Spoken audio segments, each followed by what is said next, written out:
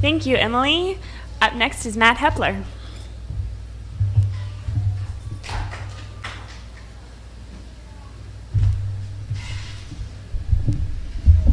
This first poem is called Underground Muses. It's actually a triptych. Charing Cross. Curled in the corner, crumpled Evening Standard and patchwork of tattered color. White, yellow, orange, red, brown, green, blue, purple, black. Lost in the creation, face that was no face, piper of no one. Leicester Square. I am the subterranean sultan, prince of the underground, jewels strewn at my feet. I am a hawker and also a hawk. These faces in the crowd pray. 2 for 10 quid, 1 for 7. My music is marred, mere pastiche to ply the crowds. Covent Garden. Ordinary face turned within. Unlike your neighbor the Gaul, you rise in a crescendo, translating the crowds into tones and trills. You do not see them, but we live in your moment. Your music makes us. The next is called Nocturne. It's after a line in Philip Larkin's poem Aubade. Meanwhile, telephones crouch, getting ready to ring. Phones once crouched, awaiting a moment to jump and shriek, first graders at summer's nascence. Now they infest. Insidious symbiotes with a microscopic separation, ostensibly molecular.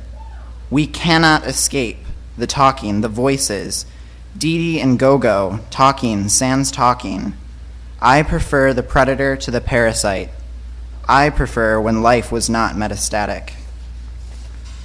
This is another triptych. It's called Holy Island Triptych. It's based on experiences on the North England island of Lindisfarne during Holy Week in the spring of 2005. First is called World's End. Eliot called her the sea's jaws, but I have climbed to the perch of Beblow Crag, ridden the crests of the dune sea, spied the sea dogs waltzing in the moon.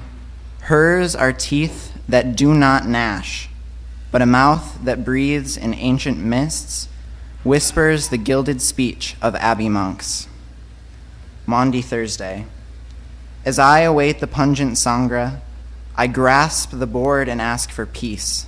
The priest intones the blood of Christ, and I am changed in substance, signaling sacred work. We rise, leaving the holy end, return to the nave, do not sit.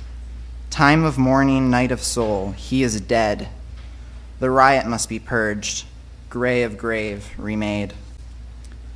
The third is Cuthbert's Isle. Crunching on a plowman's lunch, hard roll with pickle, cheese, and crisps, I came here, taking the likely route, to watch the sun die over the isle. But you sat, tending sheep, and watched a light descend and rise, Aiden's soul. Sunlight fades, and a man behind my rock shifts to take a picture. Don't move, he says. You make a silhouette that is so pleasing. You cared for birds and cutty ducks, but left your visitors in the rain, seeking blessing through the window. The waxing moon seeps into bones.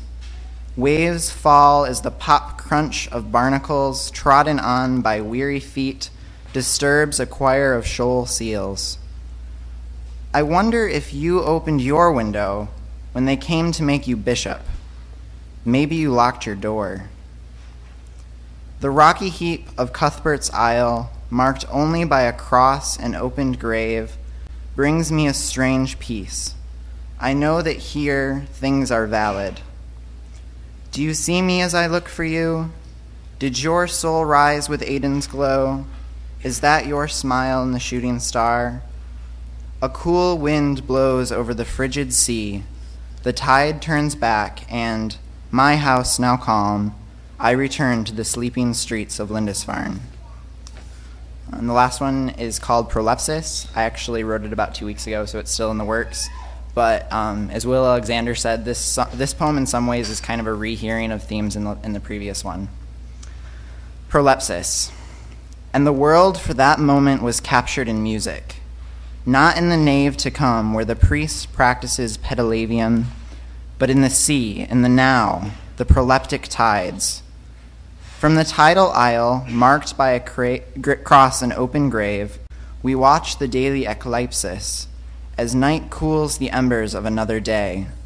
Selene draws the sea to her face, and we rise, funeral in inversion, leaving the tomb to celebrate death. The squelch scrape of steps marks the rite. We are cleansed of our day, served by the surf's sacred music, divine love, commingling earth and sea and perfection serene. Though orthodox, the priest presents pageantry, arcane remembrance. Our feet have been washed by the cosmotelluric force of daily rememory. Thanks.